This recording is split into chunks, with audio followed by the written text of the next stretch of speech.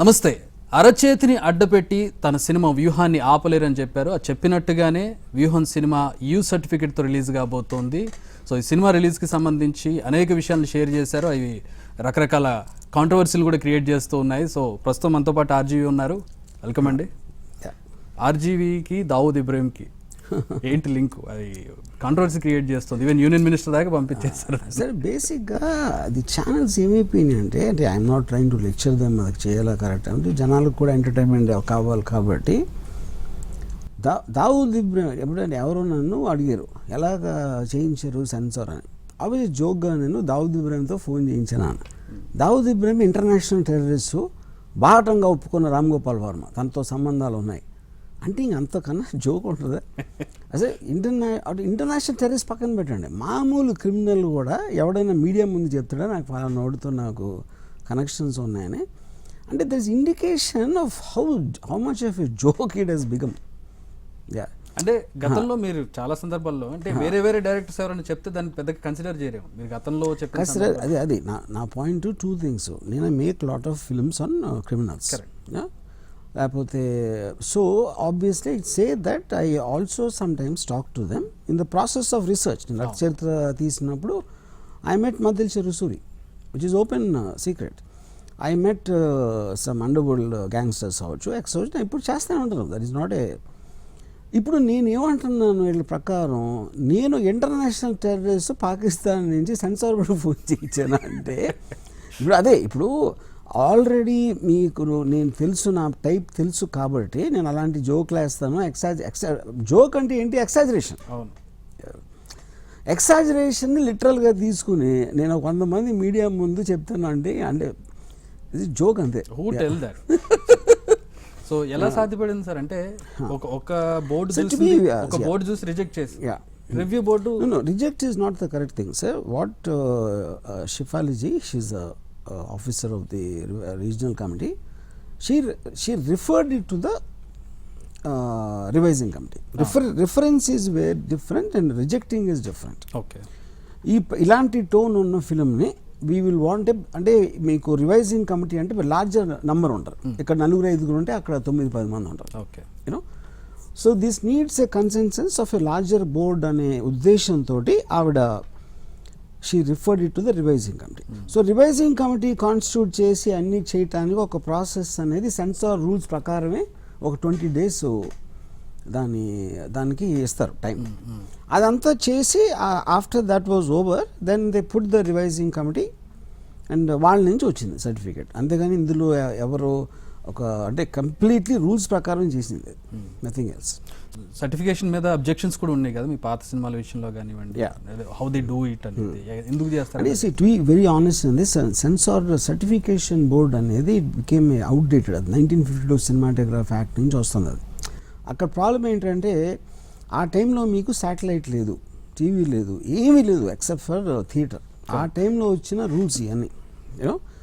So ఆటోమేటిక్గా ఇప్పుడు మీకు సెల్ ఫోన్స్ తోటి మీ కంట్రీ మొత్తం ప్రపంచం అంతా మీ ఫోన్లో ఇది అది చూసిన తర్వాత ఒక గ్రూప్ ఆఫ్ 5 people కూర్చుని ఇది చూడాలి ఇది చూడకూడదు అనేది మీనింగ్లెస్. ఇప్పుడు మన వ్యూహం సెన్సార్ కూడా ఇప్పుడు ఆర్టికల్ 19 ఫ్రీడమ్ ఆఫ్ స్పీచ్లో మీరు ఒక అభిప్రాయం చెప్తున్నారు. డెమోక్రసీలో ఫ్రీడమ్ ఆఫ్ స్పీచ్ అనేది it is a fundamental this thing. అప్పుడు మీరు ఒక టీవీ ఛానల్లో ఒకరి గురించి ఏదో అంటున్నారు, ఒక పార్టీ గురించి, ఒక పాలిటీషియన్ గురించి, లేకపోతే న్యూస్ పేపర్లో ఏదో రాస్తున్నారు, లేకపోతే డిబేట్లో ఎవరో ఎక్స్ప్రెస్ చేస్తున్నారు. అలాగే సినిమా అనేది కూడా ఒక మాధ్యమం, దాంట్లో ఆ మీడియా. సో ఇప్పుడు ఇంతమంది ఇన్ని చెప్తున్నప్పుడు అన్నిట్లో అది నేను ఒక ఫిల్మ్ మేకర్గా నా వ్యక్తిగత అభిప్రాయం. అది నేను డీల్ చేసే క్యారెక్టర్స్ కానీ ఇన్సిడెంట్స్ కానీ అది కానీ. So that is protected under right. ఇది ఆల్రెడీ మీకు బాంబే హైకోర్టులో పంజాబ్ డ్రగ్స్ ప్రాబ్లం మీద తీసిన ఉడతా పంజాబ్ కానీ, దాని తర్వాత కేరళ స్టోరీ కానీ, ఇటన్నిటిలో సుప్రీంకోర్టు స్ట్రాంగ్ ఇది ఉన్నాయి. Curbing a film makers right of interpretation by the censor board is illegal. Correct. అక్కడ వరకు ఇంటర్ప్రిటేషన్ అవన్నీ okay, but you know sex and abusive language కావచ్చు, క్రైమ్ కావచ్చు, నేను అదే అంటున్నా. సో అది అప్పుడు అది కూడా ఏంటంటే ప్రాబ్లం ఏది స్థితిమించింది అనే ఆ టీమ్గా ఉంటుంది ఆ పర్టికులర్ సెన్సార్ బోర్డ్. ఉదాహరణకి many years back bandit queen అనే సినిమా శేఖర్ కపూర్ది, అది ఇంటర్నేషనల్ ఫేమస్ సినిమా. అది రీజనల్ కమిటీ ఏమో దాంట్లో కట్స్ ఇచ్చింది, యూనో. నెక్స్ట్ వాళ్ళు దానికి వెళ్ళారు, రివైజింగ్ కమిటీకి వెళ్ళారు. రివైజింగ్ కమిటీ ఇంకా ఎక్కువ ఇచ్చింది కట్స్. దాని తర్వాత they went to the tribunal which is the highest board సెన్సార్లో. వాళ్ళేమో అసలు ఒక్క కట్ కూడా ఇవ్వకుండా పాస్ చేశారు. అది ఎందుకు రీజను, ఈ మూడు డిఫరెంట్ టీమ్స్ మనుషులందరికీ ఒకేలాగా ఆలోచించారు కదా. అందులో ఉన్న సెక్షువల్ కాంటెంట్ కానీ బూతులు కానీ ఇవన్నీ they felt was valid to the subject matter. Feeling అనేది ఇంటర్ప్రిటేషన్కి వస్తుంది, ఇట్ చేంజెస్. అప్పుడు దాంట్లో ఏమిచ్చారు, ఇప్పుడు డిఫమేషన్ అనేది కూడా అది ఇండివిజువల్ చేయాలి, బోర్డు చేయలేదు. ఒక మనిషిని కించపరిచాం లేకపోతే ఒక సంఘటన ఏదో చేసాం అంటే దానికి సంబంధించిన వాళ్ళు they can go for a so called defamation suit. అది అప్పుడు పర్సన్ టు పర్సన్ అవుతుంది, బోర్డు అనేది ఉన్నది.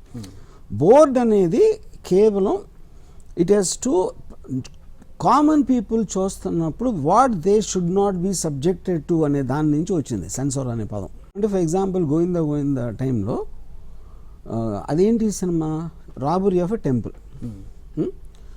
రాబరీ ఆఫ్ ఎ టెంపుల్ అయితే దాన్ని అసలు షూస్ వేసుకుని లోపలికి రాకూడదు ఎవరు, వాళ్ళు రాబ్ చేయడానికి వచ్చారు.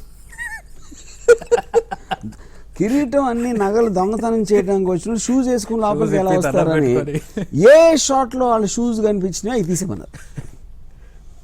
ఇంకా గర్భగుడిలోకి రాకూడదంట, కిరీటం మీద చెయ్యి పెట్టకూడదు అని చెప్పారు. ఎందుకంటే మీకు అది ఇంటర్ప్రిటేషన్లో వెళ్ళిపోతే ఎవడిస్తున్నట్టు మాట్లాడతారు దాని తర్వాత. సో ఆ టైంలో ఆల్మోస్ట్ మీకు 2000 feet అది రాబరీ సీక్వెన్స్. దాంట్లో అంతా 300 feet ఉంచారు మొత్తాన్ని కట్ చేసేసి. షూస్ ఉన్నాయి ఇలాంటి షాట్లని. దొంగతన సీన్ ఆ టైంలో సీజీ లేదు, సినిమాలో దొంగతన సీన్ లేదు. ఇప్పుడు తీసాం అనుకోండి, సీజీలో వాళ్ళు షూస్ మాయం చేసి అట్లాంటిది ఏమైనా ట్రై చేయొచ్చు. సినిమా ఎలక్షన్కి ముందు రిలీజ్ అవుతుంది, సో దీన్ని ఎలక్షన్ క్యాంపెయిన్ అనుకోవాలా లేకపోతే మీ ప్యాషన్ అనుకోవాలా దీన్ని? పాయింట్ అండి, ఎనీబడి డూయింగ్ ఎనీథింగ్ ఎప్పుడు చేస్తారు, అప్పుడున్న పరిస్థితులు దాన్ని బట్టి ఏది ఇంట్రెస్టింగ్ మ్యాటర్ అనిపిస్తుంది. ఫర్ ఎగ్జాంపుల్ నేను సత్య తీసినప్పుడు there lot of underworld thing happening at that time. Underworld activities చాలా జరుగుతున్నాయి. దాని మీద ఇన్స్పైర్ అయ్యి అందరి మైండ్లో అది ఫ్రెష్గా ఉంది కాబట్టి దాన్ని బేస్ చేసుకుని ఒక స్టోరీ చేశాను. సిమిలర్లీ ఒక ఎలక్షన్ వస్తుంది అంటే ఎలక్షన్ గురించి అందరూ మాట్లాడుతూ ఉంటారు, దాని అందరి మైండ్స్లో ఉంటుంది కాబట్టి మీకు ట్రాక్షన్ ఎక్కువ ఉంటుంది కాబట్టి చెప్తారు. అలాగే మీరు మీడియాలో ఒక పర్టికులర్ న్యూస్ ఆస్పెక్ట్ ఇప్పుడు రెలవెంట్గా ఉంది అన్నప్పుడు మీరు దాన్ని ఎక్కువ పుష్ చేస్తారు. Same thing is what I do. Why Jagan, ఎందుకు జగన్నే ఎంచుకున్నారు? నాకు జగన్ ఇది ఒకటే కాదు, గతంలో కూడా మీరు తీశారు. అవును, జగన్ అంటే నాకు పర్సనల్ ఇంప్రెషన్.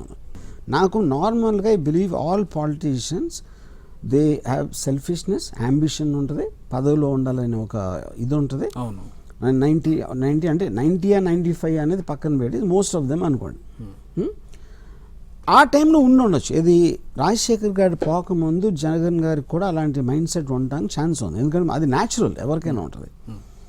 కానీ ఇప్పుడు అంటే ఒక చిన్న ఎగ్జాంపుల్ ఇవ్వాలంటే మీరు నేను బ్యాడ్ స్టూడెంట్, ఎందుకో మా ఒక్క క్లాస్ టీచర్కి నేనంటే కొంచెం ఇంప్రెషన్ అన్నమాట. నాకు కొంచెం స్పెషల్ అటెన్షన్ ఇచ్చేసరికి ఉట్టి ఆ టీచర్ క్లాస్లో ఎక్కువ చదివండి ఆ టీచర్ని ఇంప్రెస్ చేయడానికి. అది సైకలాజికల్లీ ఒక మ్యాన్స్ నేచర్. అది జగన్ గారికి ఓదార్పేతలు జరిగిందని నా ఫీలింగ్. అంటే అక్కడి నుంచి డబ్బులు సంపాదించాలి లేకపోతే అందరిలో డిక్టేటర్ లాగా ఉండాలి ఇలాంటి ఆట కన్నా his concentration is only on the people because he doesn't want to lose impression from the people on him as a leader. అది ప్రైమరీ టార్గెట్ ఉన్నప్పుడు that will be good for the society. మీరు ఎప్పుడు society గురించి, people గురించి ఆలోచన start చేశారు? Society గురించి ఆలోచించలేదు. I saw that in him. Okay, ఇప్పుడు నేను గాంధీ గారిని స్టడీ చేస్తాను. గాంధీ గారి టైంలో ఉన్న ఇండియన్స్ నాకేం సంబంధం? నేను ఫ్రీడమ్ ఆఫ్ ది కంట్రీ కూడా నేను అంత పట్టించుకోను. అంటే మీ కప్ ఆఫ్ టీ కాదు కానప్పుడు ఆ పర్సన్ లో అలాంటి క్వాలిటీ ఉన్న మిమ్మల్ని ఎందుకు అట్రాక్ట్ చేసింది? నా కప్ ఆఫ్ టీ కానప్పుడు నేను గ్యాంగ్స్టర్ని కాదు, నేను ఏదో గోస్ట్. మీ క్రైమ్ ఇంట్రెస్ట్ ఉంది కాదు, సో గ్యాంగ్స్టర్ నాకు పవర్ అంటే ఇంట్రెస్ట్ ఉంటుంది. Okay fine, power is the point. But ఇక్కడ పవర్ కాదు, పవర్ఫుల్ అంటే పవర్ అంటే పబ్లిక్ ఇంట్రెస్ట్ కొట్టడం కాదు కదా.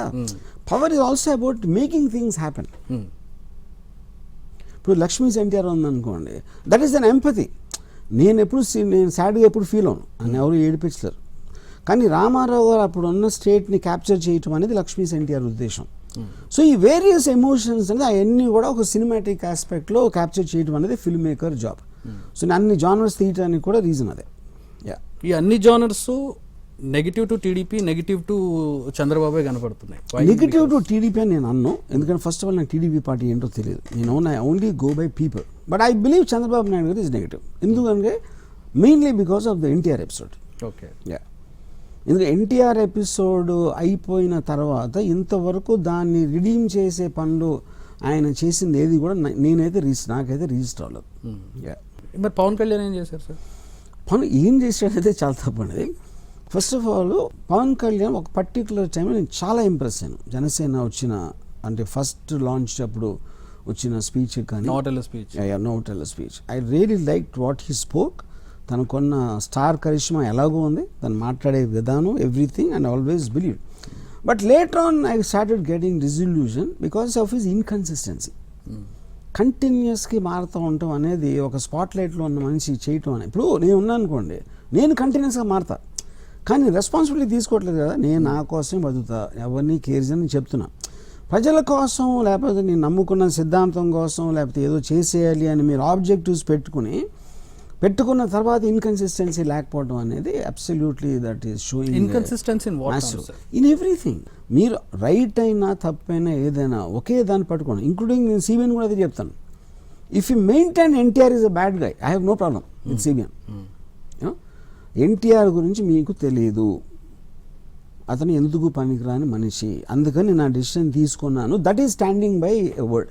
చంద్రబాబు నాయుడు స్టాండ్ తీసుకుంటే చంద్రబాబు ఏం చేశారు, చేసేసి ఆయన మహామనిషి ఎవరో చేశారు, లక్ష్మీపార్వతి లేకపోతే ఏదో అని చెప్పి. ఇప్పుడు లక్ష్మీపార్వతి చెప్తే అయిపోతే ఎన్టీఆర్ మహామనిషి ఎట్లా అవుతాడు అసలు? ఫస్ట్ ఆఫ్ ఆల్ మీకు ఎట్లాంటి ఒపీనియన్ ఉంది సిబిఎన్ మీద? మీకున్న ఒపీనియన్ ఏంటంటే like negative impact? I believe he's a cunning politician and absolutely selfish in his nature, and he doesn't care about the people who he says he wants to serve అనేది నా opinion. మీకు కేసీఆర్ అంటే చాలా ఇష్టం, రేవంత్ రెడ్డి కూడా పర్సనల్గా పరిచయం ఉందని చెప్తూ ఉన్నారు మీటింగ్. సో ఏంటి అంటే ఆయన ఓడిపోవడం, ఈయన గెలవడం ఎట్లా చూస్తారు? నాకు political aspect I'm not sure. Not political, in general గానే చెప్పండి. నాకు I believe Revanth Reddy is very powerful personality, very dynamic, and అంత యంగ్ ఏజ్లో ఒక ఫోర్స్ లాగా వస్తాడు. నాకు ఈ కైండ్ ఆఫ్ ఏ ఫోర్స్ అనేది నాకు చాలా నచ్చుతాడు రేవంత్. మీరు చూసినంతలో రేవంత్ రెడ్డి విజయానికి రీజన్ ఏంటి అనుకుంటున్నారు తెలంగాణ? నేను ఓట్లు రేవంత్ రెడ్డికి ఎందుకు వేశారు, అది అంటే కేసీఆర్కి అగేన్స్ట్గా ఎందుకు వేశారు, ఆ ఆస్పెక్ట్ అనేది నాకు తెలియదు నిజంగా. But Revanth Reddy as a person immediately attracts. Pawan Kalyan also attracts, కానీ అట్రాక్ట్ అయిన తర్వాత మాట్లాడిన రేవంత్ రెడ్డికి ఉన్న క్రౌడ్ పుల్లర్ డిఫరెంట్. నేను ఊరికైనా 1-to-1 చూసిన, యూట్యూబ్లో చూసిన, ఓన్లీ సోలో థింగ్ కూడా. The attractiveness of the thing is there, which I believe Pawan Kalyan also has some times. అది యూనిఫామ్గా లేదు అది, కానీ అంత స్ట్రాంగ్గా అది చెప్పినోడు దానికి మళ్ళీ ఆపోజిట్గా అంతే స్ట్రాంగ్గా చెప్తే that is wear the inconsistency comes. ఇప్పుడు చంద్రబాబు నాయుడు ఎంత తిట్టారో అంత అరిసేసి అని చెప్పి మళ్ళీ జైలు నుంచి బయటకు వచ్చి ఇద్దరం కలిసి ఉంటాం అంటే absolutely you're telling two opposite things without giving a logical a reason తోటి మీ మైండ్ మారింది. ఇప్పుడు మా మదర్ కూడా పవన్ కళ్యాణ్ ఫ్యాన్. ఆవిడ మీటింగ్కి వెళ్తే ఆవిడ.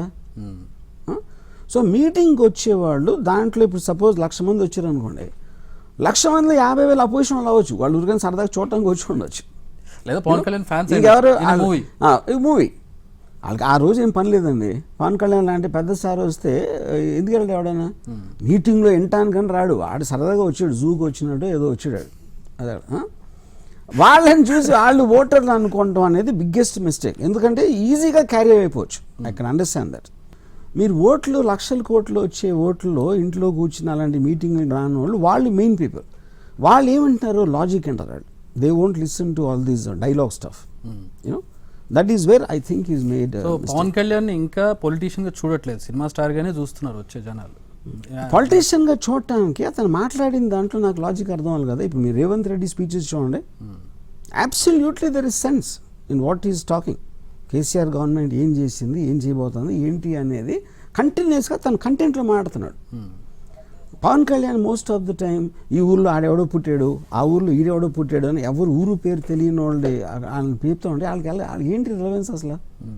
ఆ ఊళ్ళో కూడా రిలవెన్స్ లేదు. మీ ఊర్లో ఎవరు పుట్టారో తెలుసా అని నేను హిస్టరీ లెసన్ ఇస్తే అక్కడ how does it make a difference? Yeah. So తర్వాత ఐ థింక్ ఈ surrounded with people who don't know anything or they don't talk. నాకు ఒక జనసేన అతను ఒకటి చెప్పాడు. అతను ఏం చెప్పాడంటే, పవన్ కళ్యాణ్ అనే మనిషి వన్ వే గ్లాస్ అన్న, మనకు ఆయన కనిపిస్తాడు కానీ ఆయనకు మనం కనిపించుకున్నాడు.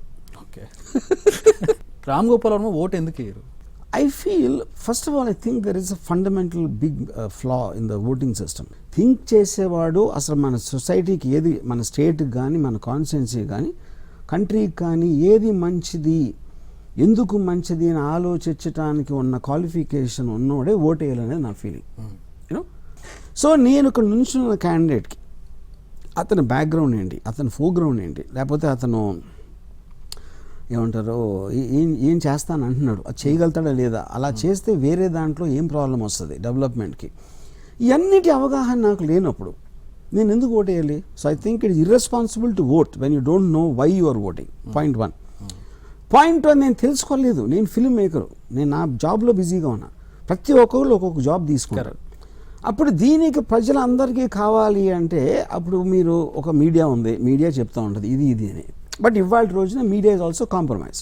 They also become extensions of political parties. They know longer independent. You know, so అలాంటప్పుడు నాకు ఈ ఫీలింగ్ ఏంటంటే, ఎవరు వచ్చినా కూడా ఏం ఫరక్ పడదు నాకు. వేరే వాళ్ళకి పడుతుందా నాకు తెలియదు. అప్పుడు ఆ పడే వాళ్ళని నాకు తీసుకునే డెసిషన్.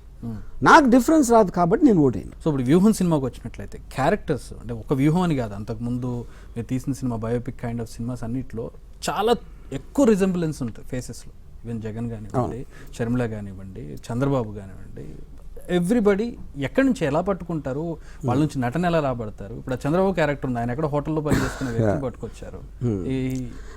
అది 4 phase స్టేజెస్ ఉన్నది. ఒకటి, నేను ఒక సినిమా తీయాలనుకున్నాక క్యారెక్టర్స్ అన్ని రాసుకుని I will send it to my assistants, casting agents, లేకపోతే నాకు తెలిసిన వేరే వాళ్ళు ఇలాంటి లుక్ ఏదైనా. అక్కడ నుంచి నాకు వాట్సాప్లో వస్తూ ఉంటాయి, ఈ ఫలానా క్యారెక్టర్కి ఇది బాగుండొచ్చు అని. That will come from multiple sources. దాంట్లో నేను నియరెస్ట్ పీపుల్ని సెలెక్ట్ చేసి 2 phases. ఒకటి మేకప్ వాళ్ళతోటి ఎంత మనం చేంజ్ చేయొచ్చు ఇలాంటి ఫేస్ ఉంటే, ఇది ఒకటి. రెండోది యాక్టింగ్ అనేది 2 points. ఒకటి మీరు మాటల్లో మాడ్యులేషన్లో వాయిస్, ఒకటి బాడీ లాంగ్వేజ్లో. యా. సో ఇది మళ్ళీ ట్రైన్ చేయించి వాళ్ళకి యాక్టింగ్ వర్క్షాప్స్ పెట్టి అది ఆ ప్రాసెస్లో జరుగుతుంది. యా. మీరు షూటింగ్ టైంలో కూడా అసలు రామ్ గోపాల్ వర్మ కోపం రాదు. నేను మా ఫ్రెండ్ ఒక అతను వర్క్ చేశారు మీతో, ఆయన అసలు కోపం తెచ్చుకోడు, ఆయన రిపీటెడ్గా చెప్తాడు, చేయించుకుంటాడు మనతో అని చెప్పి. మోడస్ ఆపరేండి అసలు కోపం రాకుండా ఎలా ఉంటారు సార్ అంటే షూటింగ్ టైంలో, మీ ప్రొఫెషన్ టైంలో కూడా వెన్ యూ ఫ్రస్ట్రేషన్? కోపం అనేది ఐ థింక్ ఇట్స్ ఇప్పుడు మీరు ఒక ఇరిటేషన్ రావచ్చు. అంటే ఇప్పుడు నేనేంటంటే రెండు థింగ్స్ చూస్తాను.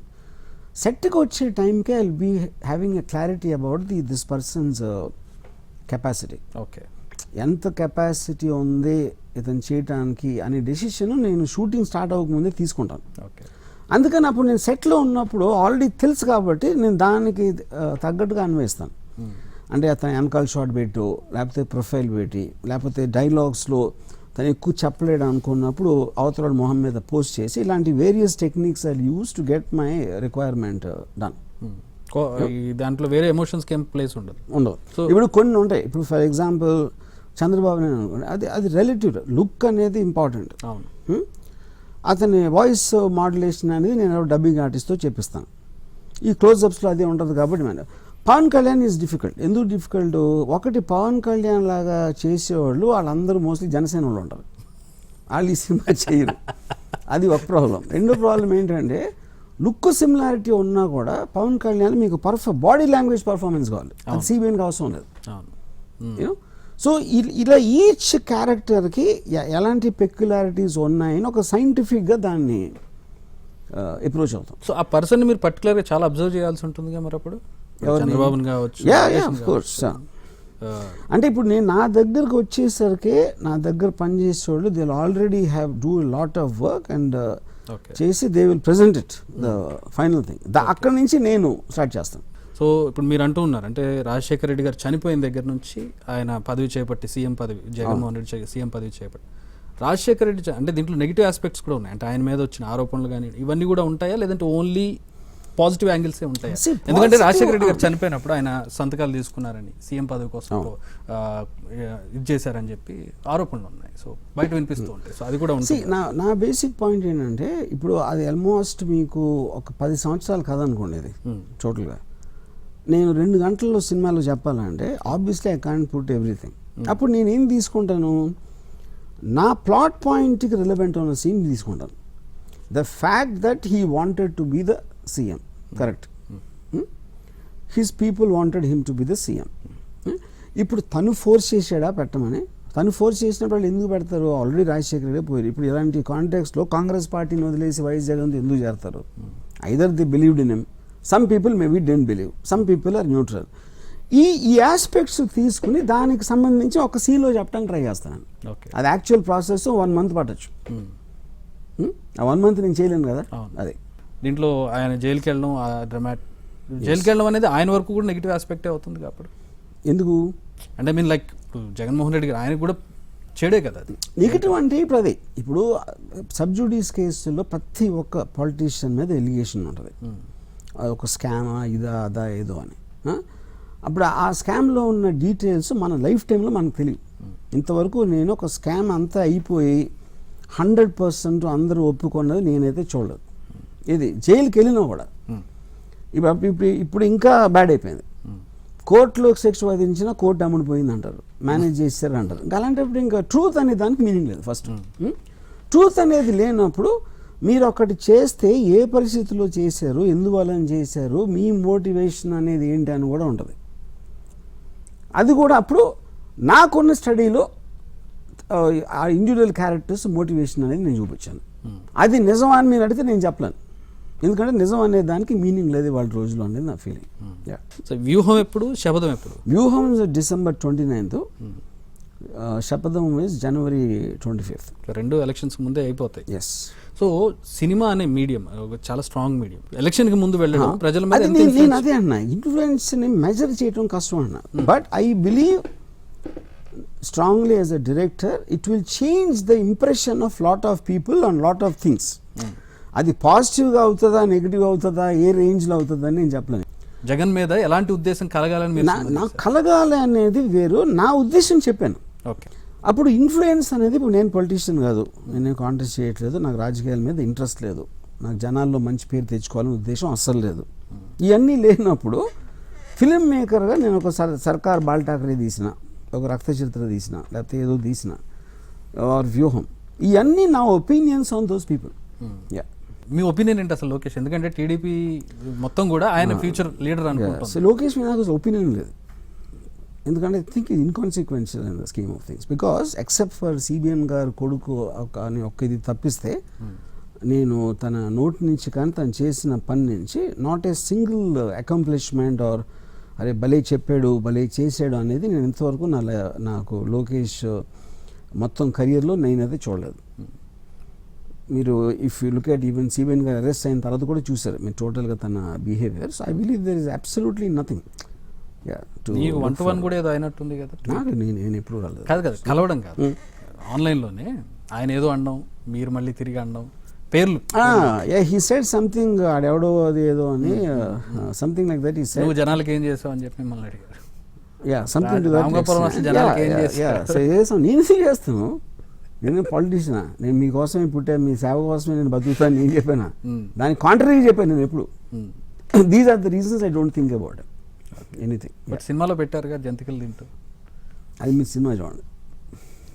అలాగే sir, thank you very much Ram Gopal garu, thank you very much. So ఇది వ్యూహం సినిమా గురించి, శబదం సినిమా గురించి రామ్ గోపాల్ వర్మ గారు చెప్తున్నటువంటి విశేషాలు. So let's wait and see ఆయన అభిప్రాయం ఏంటి, ఆ సినిమాలో ఏం చూపించారనేది we have to wait and see.